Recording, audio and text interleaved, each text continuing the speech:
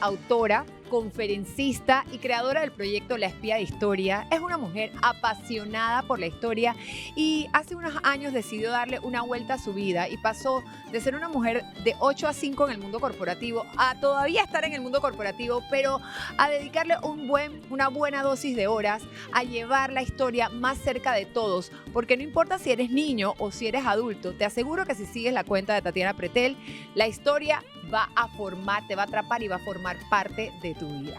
Mira, Tatiana. Gracias, chicas, gracias. Estoy muy feliz de estar aquí con ustedes, con Made y Ana, que han caminado conmigo en este trayecto, primero del proyecto, de la novela. La novela cuando la presentamos hace tiempo en una feria de libros. Tatiana, mi primera pregunta es, yo siento que estás muy enamorada de la historia, te encanta, te vistes de la historia, te sabes estos cuentos como si los hubieras vivido. Cuéntame de dónde nace esa pasión por la historia de Panamá.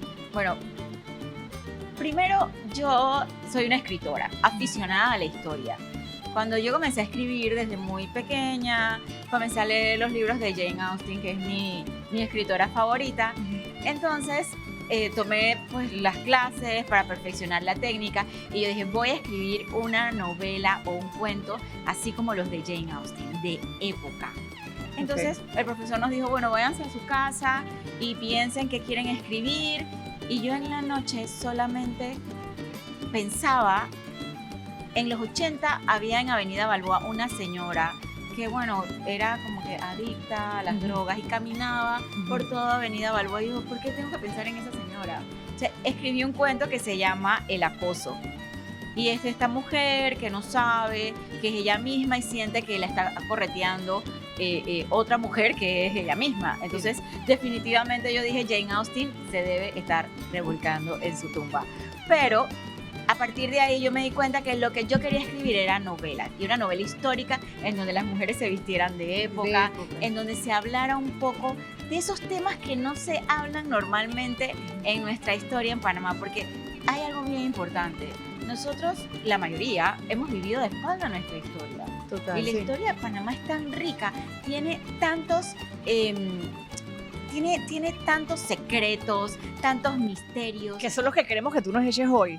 Sí, y yo creo que lo que tú dices, Tatiana, es que cuando vemos un libro de historia es como que en el año 1900, 1800 tal, del 4, entonces como que muy datos entonces había que aprenderse los nombres de los próceres y eso. Pero yo creo cuando no conoces el detrás. Entonces hoy, por eso en nuestro podcast vamos a tratar el tema lecciones del pasado. O sea, ¿qué podemos aprender de esos hechos que tal vez no conocemos y que tal vez tampoco hemos terminado de como superar para ir hacia adelante? Porque yo tengo la gran ventaja de que Tatiana me ha echado un par de esos cuentitos antes de como personificarlos como la espía y realmente en algunas oportunidades me quedaba, es que ¿por qué no nos enseñaron así? Porque también la creatividad es mucho más interesante, es mucho más interesante. Por ejemplo, y voy a comenzar por algo que no tiene nada que ver con hoy, Día de la Independencia de Panamá de España, pero me recuerdo una conversación que tuve contigo y que me decía, sí, madre, ¿tú conoces ese lugar de El Avance en Panamá?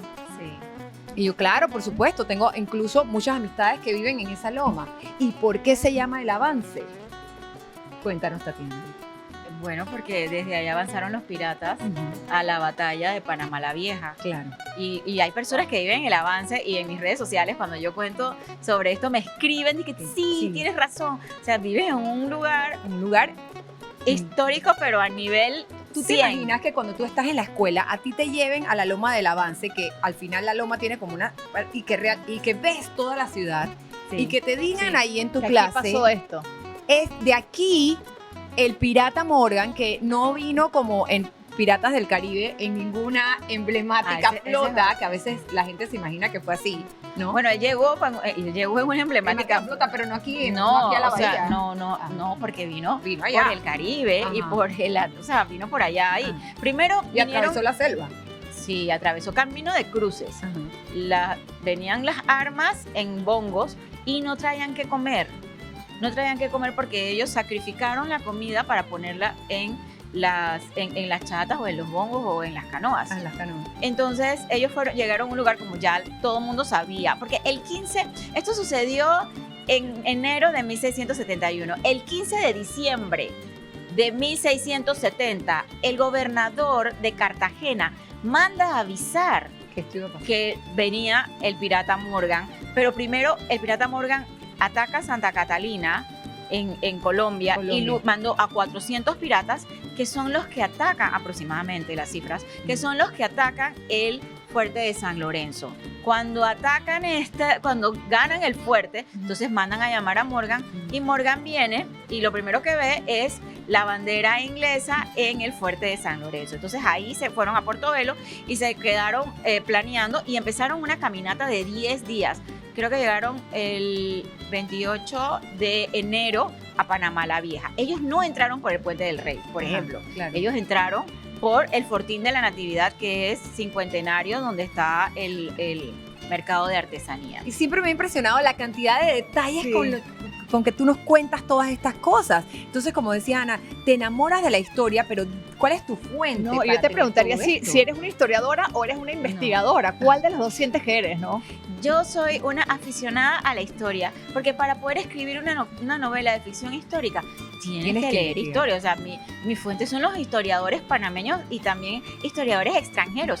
La historia de Panamá está muy bien escrita y documentada por nuestros historiadores. Lo que pasa es que los libros son así y hay que sentarse a leer, pero a mí me encanta leerlos. O sea, que son libros densos, pero que tú tienes la capacidad como de desmenuzarlos y traerlos como a nuestra, como ponerlos como más sencillos para comprenderlos más fácil. Nuestros historiadores han tenido ellos la capacidad de escribirlo de una manera muy interesante. Sí. Y bueno, ya cuando te metes en el tema, vas investigando, vas viajando a los lugares, a las bibliotecas de los lugares, y encuentras toda esta información de la gran historia que tiene Panamá. Gran trabajo. Sí, no desde que llegaron.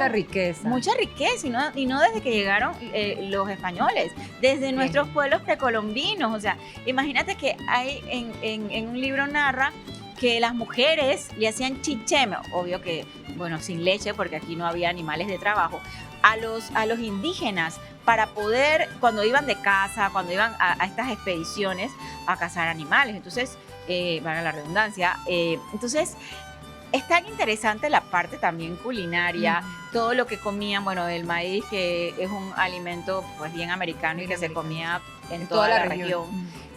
Y también cuando llegaron los españoles, que encontraron en una bodega de un cacique vinos de palma, y lo probaron y decían que parecían vinos, no sé, italianos, españoles. Claro, que eran totalmente diferentes al paladar de los que habían llegado. diferentes. Tatiana, un día como hoy, ¿qué cuento, qué historia, qué cuento? Y vamos a ver, ¿qué cuento que te haya encantado, que te haya impactado, podrías compartirnos?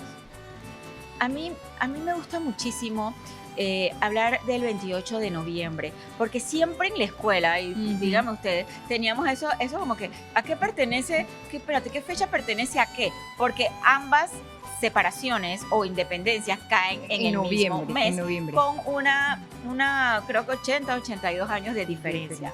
Bueno, aquí hay un tip, o aquí hay un dato bien importante histórico, que para reconocer a los próceres de uno y de otro, pues si ustedes buscan fotos de los próceres de la independencia de España en 1821, no van a encontrar. No hay. Porque no existía la cámara. No existía la cámara llegó a Panamá más o menos y muy disimulado en la época de la fiebre del oro de California, que fue en 1848, ya la década de 1850, cuando se construye el ferrocarril. Y pues ya empiezan a llegar fotógrafos extranjeros a Panamá. Y tenemos fotos del ferrocarril, y tenemos esas fotos del ferrocarril no. Empezamos a tener fotos per se como entre 1875. Cuidado que en 1860, o sea, como 20 años, Ordóñez. 20 años después que comienza el Gold Rush. Sí, que viene Edward Muybridge. Después viene Carlos Endara, el maestro Carlos Endara, que es ecuatoriano, que nos deja una gran legado colección importantísimo, sí. Entonces, pero si buscas a los próceres ya de la separación de Colombia, ahí sí, claro, ya todos están fotografiados. Exacto, sí hay fotos de todo tipo. Así es. Claro, porque ya existía la cámara fotográfica, que era un tremendo invento en alguna tecnología nueva, igual que el ferrocarril transoceánico, que fue el primero que se hizo en el mundo, aquí en Panamá, que cruzaba de una costa a otra en la década de 1850. Pero me encanta esta fecha porque nosotros muchas veces hablamos de la materia que damos en la escuela de Panamá y su relación con los Estados Unidos, pero nunca dimos una materia de Panamá. Y su relación con España. Nosotros éramos España. O sea, nosotros no éramos una colonia, nosotros éramos territorio Español. Y pasamos más de 320 años siendo España. Desde que llega Cristóbal Colón en 1502 en su cuarto viaje hasta que nos independizamos en 1821. Entonces, todos esos años teniendo toda esta influencia, viviendo el avistamiento del Mar del Sur, la creación de canales secos, porque hubo canales secos desde que cruzaban del Atlántico al Pacífico, por la selva del Darién. Por la selva. Entonces, todo esto era tan interesante, es tan interesante, pero no, o sea, lo tocamos muy poco Muy por en encima. los libros de textos escolares. No le hemos dado tal vez ese espacio No. y también de alguna manera u otra hacerlo parte de nuestra identidad. Tal vez está en algunas de las prendas que llevamos porque sabemos que el origen de la pollera tal vez está así como en las raíces españolas, pero no lo tenemos como tan El claro, origen ¿no? de la pollera está en las raíces españolas cosidas por las mujeres esclavizadas en Panamá la Vieja. Desde Panamá la Vieja. Desde esos... Desde el siglo, yo pudiera decir que desde mediados del siglo XVI, que son los 1550 en adelante. Luego, pues esa ciudad que solamente dura 152 años, Porque se muda. porque la ataca Morgan. La ataca Morgan, ellos empiezan a buscar un lugar en donde no pueda llegar, o sea, que esté sobre esta piedra natural que está en el casco viejo, que era el sitio de Lancón, y ahí mudan. Pero ¿qué sucedía en Panamá la Vieja? Panamá la Vieja era una ciudad abierta, no había un muro que la protegiera. ¿Me explico? Y ahí Era muy vulnerable. las pulperías, pues lo que llamamos las pulperías, que vendían la manteca, el jabón, las escobillas, todo esto. Y arriba vivían los dueños y abajo eran las tiendas. Sí, mira, la calle, cuando entras a Panamá la Vieja, la calle esa larga donde vas con el carrito, esa era la calle real y era la calle de los comercios. En ese caserío de Panamá la Vieja, ¿cuánta gente más o menos vivía? Uf, esa sí es una buena pregunta. No tengo ese dato en este momento. Sé que existe y está escrito, no lo recuerdo, pero sí te puedo decir que en el momento en que nos independizamos de España, en la ciudad teníamos alrededor de 9.000, 10.000 personas. 9.000, 10.000 personas ya en el casco antiguo. Ajá, en la ciudad de lo Panamá. que hoy conocemos como y el casco. arrabal. Ajá, sí, Y el el arrabal. Exacto. Yo me imagino que debe ser hermoso para ti visitar estos lugares desde tu sí. perspectiva y desde tu conocimiento. Y yo me imagino que cuando Tatiana está caminando por ahí, ella se está imaginando todo lo que todo lo que has leído, que ya sabes y que tu imaginación ha creado y que tiene en tu Claro. cabeza. Nosotros probablemente vamos y vemos lo que hay ahí y no conocemos todo lo que fue, Todo ¿no? lo que hay detrás, ¿no? Es que mira, Lo puedo ver. hay que imaginarse esta ciudad rústica, sin calles, porque esos adoquines que ahora se han puesto nuevos no se construyeron hasta la llegada de los americanos para la construcción del canal. O sea que cuando ellos se mudan en 1673, que comienzan a construir el muro, porque allá sí comienzan a construir un muro para proteger la ciudad. Por ejemplo, la puerta de la ciudad se cerraba y nadie entraba y nadie salía en la tarde. Y esa puerta quedaba enfrente de la iglesia de la Merced. Entonces, O sea, enfrente de lo que hoy conoces como el Hotel American Trade, por esa área. por esa área, exacto, por esa área. De hecho, hay un pedazo del muro antiguo Allí. y el muro tenía 8 postigos que era desde donde la gente miraba y los guardias. La ciudad era una ciudad militarizada y afuera quedaba el arrabal a oscura, Claro. los negros, los zambos, los ¿Y esclavos por qué libertos. deciden mudar Panamá Viejo al casco? Creo que era un tema de agua, ¿no? Había un tema de Bueno, agua. en esa ciudad Y de tampoco y de había puerto. agua. Ajá. Hubo Pero no fue alrededor- por el saqueo de los piratas. Sí, fue por el saqueo de los piratas y empiezan a buscar y encuentran este lugar porque tenía realmente, para la defensa, tenía una piedra natural en donde ningún barco podía llegar. Claro, ya, Ajá, ajá, porque ajá. iban a encallar. Bueno, que de hecho, Entonces, si tú ves el casco ahorita, tú ves que hay una piedra, cosa Sí, que es verdad, no sí. puedes acercarte a tanto, Claro. lo cual les hacía ganar tiempo a ellos para cualquier Sí. ataque, ¿no? O sea, hubo otros ataques de piratas, por ejemplo, en la Villa de los Santos, el pirata Tomlin, pero nunca más hubo un ataque a la ciudad de Panamá. Y la Puerta de Tierra fue construida ahí porque los piratas vinieron del norte. Entonces era mirando hacia el norte la puerta más dura, más fuerte. más fuerte. Entonces, tenemos también la línea del tiempo. Todo esto sucede en 1673, viene 1745, que comienza el mundo a sufrir cambios. Por ejemplo, la monarquía francesa. Eso va debilitando al imperio español. Comienza la invasión en 1808 de Napoleón a España. También debilita. Exacto. Y luego nosotros vivíamos en un régimen porque ya se sentían los aires de independencia. O sea, ya estábamos como madurando y necesitábamos como esa libertad. Simón Bolívar estaba en Inglaterra buscando reclutar soldados para poder luchar en contra de la libertad. Continuamos con más de Zona Podcast, aprendiendo de nuestra historia, y nos quedamos como en ese momento que Simón Bolívar va ya buscando reclutar gente para traérsela y comenzar este movimiento de independentistas, ¿no? Ajá. Sí, porque ya los otros pueblos se estaban independizando. Y entre esos soldados conoce a uno que se llama Gregor MacGregor. Esta historia no nos la cuentan nunca. Y es una historia tan curiosa porque este señor se casa con una prima, se casa, me parece que en segundas nupcias, con una prima de Simón Bolívar. Y viene a Venezuela y empieza las luchas, de hecho lo condecoran. El hombre viene a Portobelo y empieza a luchar en contra de los españoles para liberar Portobelo de, supuestamente, el yugo español. Y no puede porque lo logra, pero entonces entra en una juerga y hace fiestas, y en eso el batallón Cataluña, exacto, el batallón Cataluña atrapa a todas las personas y él escapa y llega a un lugar que se llama Mosquitia, que es como por Nicaragua y Honduras. Entonces ahí conoce como que es un lugar con una tierra extensa, y se va a Inglaterra y dice que hay un lugar que se llama Poyais, que había, y que él es el príncipe de Poyais. Y comienza a hacer panfletos, y a vender las acciones de Poyais.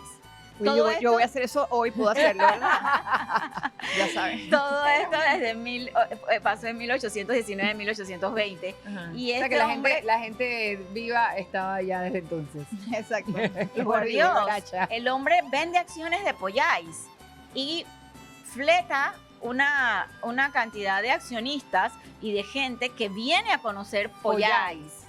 Y cuando llegaron, no existía. Los indígenas se mataron haciendo todo este tipo de comidas, pero no había comida. El estafador de Tinder ni sabe. Ni sabe. Y se murió una cantidad de gente, de esos viajeros que vinieron a conocer sus tierras de Poyais. A él lo apresaron, luego salió y él murió en Venezuela y está enterrado en Caracas. Entonces, esas son estas historias que nacen de todo lo que sucedía en aquellos tiempos. Nosotros comenzamos bajo la Constitución de Cádiz, se crea la primera imprenta, y la primera imprenta pues nos ayuda porque empieza a comunicar lo que estaba pasando, cosa que no se tenía antes. ¿En qué año fue esto más o menos? En 1821. Entonces, ¿qué pasa? El interior estaba... Segundo Villarreal, hacen el grito de independencia de la Villa de los Santos. Pero ustedes se han preguntado por qué entre el grito de independencia el 10 de noviembre y el 28 hay 18 días. Bueno, porque imagínate cómo era trasladarse de allá para acá, o tú tienes un cuento adicional que no hemos descubierto. En el interior, las tropas españolas hicieron muchas maldades a los pueblos interioranos. Mataban, robaban, y el interior estaba cansado y se arma toda esta gesta. Sí, estos héroes de la independencia, pues de la villa, del segundo Villarreal. Francisco Gómez miró que él era un hijo adoptado de Natá, nunca se habla de él, y él era el que hacía los panfletos y los mandaba por todo el interior. Cuando sucede esto, mandan unos emisarios. José de Fábrega, que era el gobernador de Panamá. Dice, ¿pero qué está pasando? ¿Pero qué le pasó a esta gente? Si nosotros... ¿Por qué ellos se están levantando? Así es. Acababan de pasar las elecciones de diputados y habían escogido quién iba para la corte a representar a Panamá. Entonces no se podían darle el lujo de que hubiera un grito de independencia. Entonces José de Fábrega mandó a dos emisarios y le dijo, dile que se retracten. Que se tranquilicen. Este no es el momento. Que este no es el momento, que la cosa viene bien. Que nosotros tal vez sí, pero más adelante. Y que aquí los que mandamos somos nosotros. Y la gente del interior dijeron no. Francisco Gómez de Lara dijo, no, y si ustedes no acatan y no apoyan esta independencia, nosotros ya le escribimos a Simón Bolívar. Y Simón Bolívar viene para acá con el ejército. Digo, yo creo que sí les escribieron, pero Simón Bolívar nunca llegó con ningún ejército. No recibió el mail. No sé, entonces... Claro, es que los tiempos también, ¿no? Y nosotros vamos a ir a atacar la ciudad con más de 3.000 hombres. ¿Qué era eso? Era una guerra civil.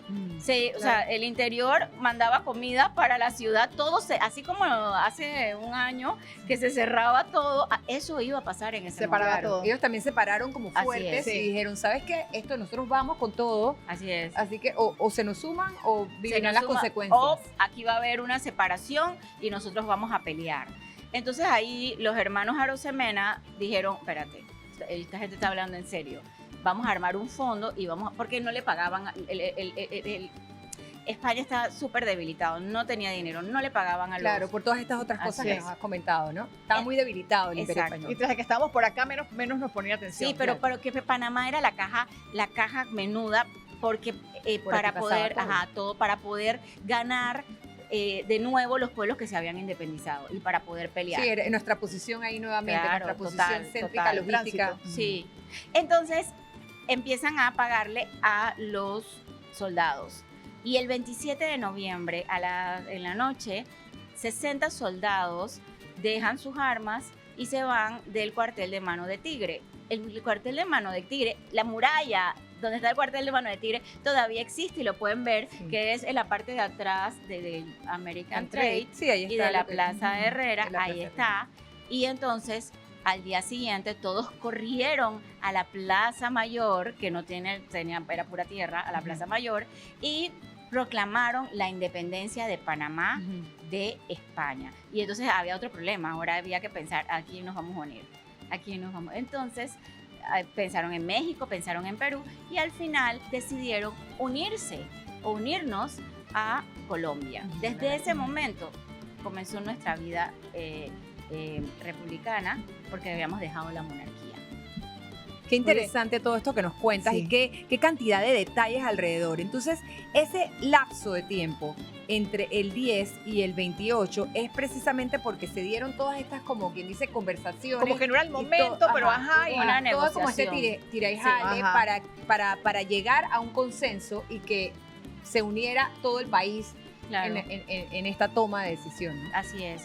Y también es bien importante, porque cuando pensamos en la independencia de España, pensamos en Rufina Alfaro, lo cual es un personaje hermoso porque representa el clamor del pueblo, pero no Más hay libertad, registro, ¿no? sí, de su existencia. Ujú. ¿No? Entonces opaca un poco a los verdaderos próceres y Próceres. protagonistas. Claro. Porque siempre se ha visto por Rufina Alfaro, la principal, Sí, ¿no? exacto, pero es un Sí. personaje que... Pero qué lindo no- que hoy nos explicas que no tenemos como un récord per se, porque... sí, Puede, porque- la historia evoluciona y Claro. puede ser que mañana digan, encontramos el certificado. Ahora, antes tampoco que registraban tanto a los niños, Claro. pero encontramos el certificado de Rufina o esto, entonces, qué Ya. bonito. Pero realmente hubo próceres que lucharon muchísimo, como Segundo Villarreal, como Francisco. Por ejemplo, Miró de Segundo la- Villarreal jamás había escuchado su nombre. ¿Quién?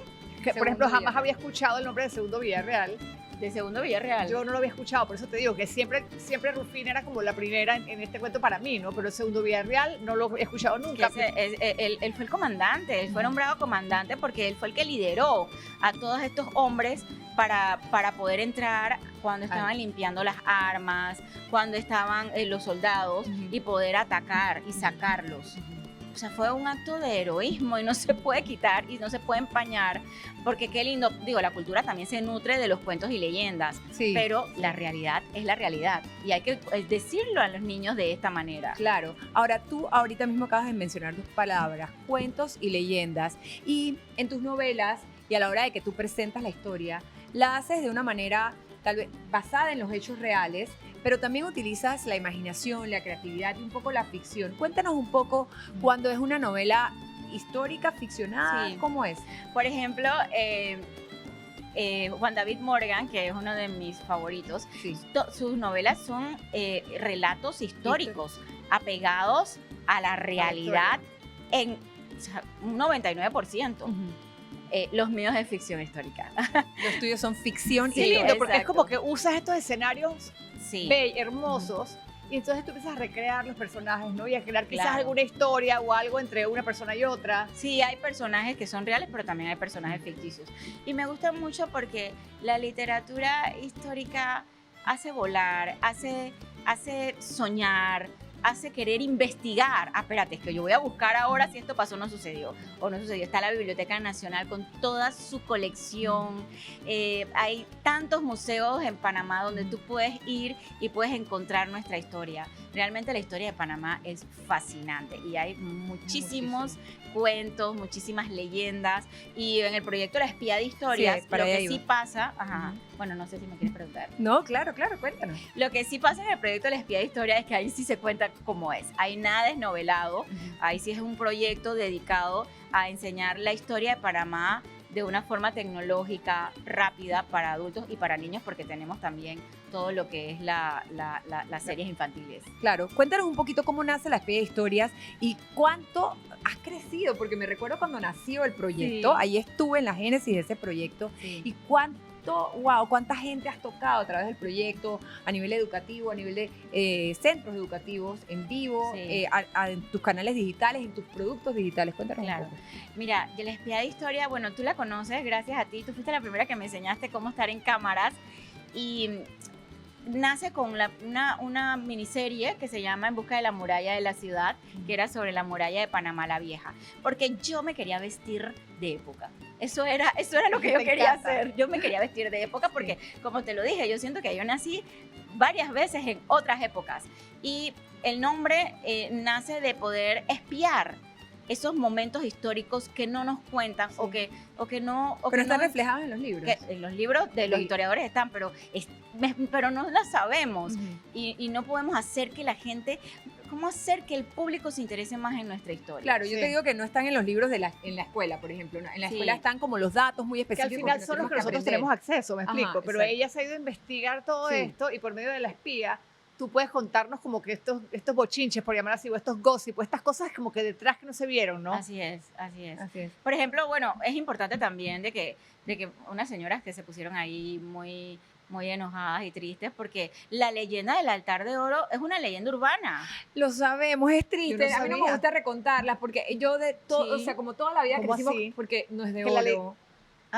No, que no, ningún pirata se llevó Ningún altar. O sea, ningunos padres se llevaron ningún altar a la iglesia de San José No. y la pintaron de negro para que el pirata Morgan Con se lodo, lo llevara. Tatiana, Te cuento que esa es la única historia que yo me sabía bien.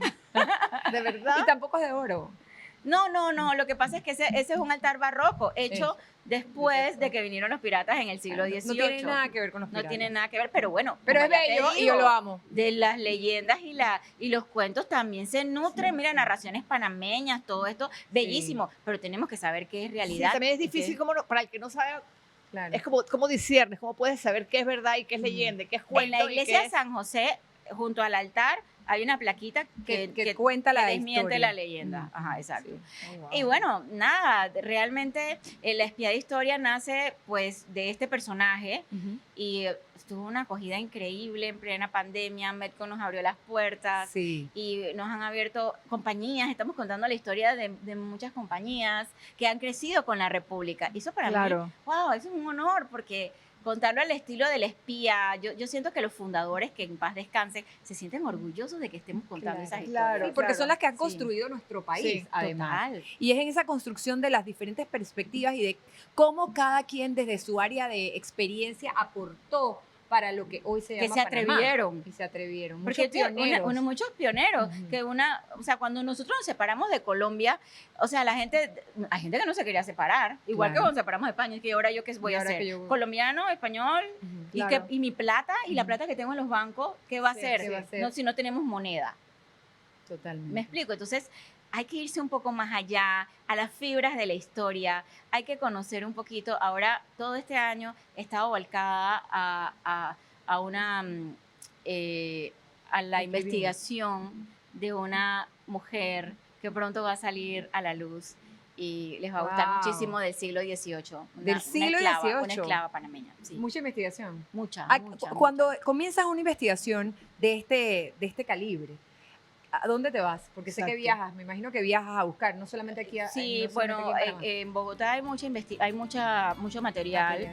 Sí, cuando se trata ya pues de las conquistas y eso, pues sí, Te en tienes que ir allá. Segovia, sí. Ajá. Yo no he entrado o sea, yo he ido a los archivos de India, pero todavía no he ido per se a sentarme, porque también yo te digo, eso es un acto heroico, poder leer la manera como Claro, como escribían. escribían. O sea, todo lo que han Supremamente escrito. complejo. no, tú aquí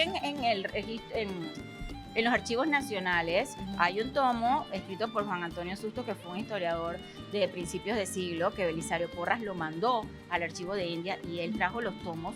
No, mira, ese español tú no lo entiendes. O sea, Claro, imagínate, Sí, súper me denso y imagino. difícil de traducir, de denso, digerir. esa es la palabra, denso. Denso, sí. Sí. Wow. Denso. Qué trabajo, Tatiana, yo te agradezco, porque tú eres como, yo voy a decirlo, y sé que algunos historiadores me van a caer encima, pero tómenlo bien. Tú eres como el Google de la historia panameña. ella nos decanta todo, o es Y sobre nuestra- todo que lo hace de es una manera nuestra linda que da coach. ganas de verlo, Es ¿no? como una coach. Ella va y nos decanta, ella va, lee todo lo complejo Sí. y tiene la posibilidad de sintetizarnos, aterrizarlo y hacerlo como yo soy como una traductora de la historia. una Sí. traductora. Y de otra la persona historia. me dijo, tú eres la sanadora de la historia. Porque eso que se hace es sanando también Por supuesto. la historia de Panamá. Qué bonito. Sí. Sí. Poniéndola como en el lugar adecuado de nuestro corazón. Creo que tenemos que hacer un trabajo todos de manera colectiva con ese tema de, sí, de esa parte española que tenemos, que Sí. son muchísimos años. A veces nos sentimos muy americanizados, pero cuando vas a ver tal Total. vez, Sí. ahí hay Porque como quizás fue lo que hacer una vivimos y balanza. lo que vimos en un Sí, momento, pero claro. es como que si en toda esta O historia sea, como que, no ok, la sí, conocemos bien. fuimos a España, fuimos a Colombia, ¿dónde está todo Sí. eso en mí? Y sí, vino una presencia americana, también eso es parte de mí. ¿Cómo podemos integrar Tenemos todas que esas aceptar cosas, no? nuestra historia, Sí, es lo total. que es. Sí. Y para poder construir un mejor país tenemos que conocer qué ha sucedido, dónde, o sea, trabajar la memoria colectiva. Colectiva, totalmente. Y mira, yo soy francesa, mis bisabuelos llegaron aquí, o sea, mi herencia, pues, mis bisabuelos llegaron aquí con el canal francés. O antecitos del canal francés. Y a mí por trabajo de producción me ha tocado investigar mucho esa presencia francesa aquí. Y yo un momento que había más franceses que panameños viviendo en el casco antiguo. Sí, claro. Entonces, y se murieron todos después. porque todo el mundo se Mi murió. bisabuelo también era francés por parte de padre, pero llegó a principios del siglo XX. Sí, también hubo una oleada ahí. Ay, pues yo no tengo familia francesa. No, pero tú eres como Mentira. de ahí de las herencias. O sea, tu mamá también tiene una herencia. ¿Cómo se llamaba el libro de la gallina? Pequeté. Ella es de Pequeté. Cuentos de Pequeté. Yo soy de Pequeté, mi papá es de Pequeté y mamá es de Pequeté. Pequete, qué belleza. Bueno, hasta aquí nuestra zona podcast del día de hoy. Tatiana, te tenemos que invitar nuevamente porque tienes Gracias, todavía mucho por gracias, contarnos. gracias, Gracias, chévere. Mil, por enseñarnos. Qué bueno sobre que les todo. guste. Muchas gracias. Chao.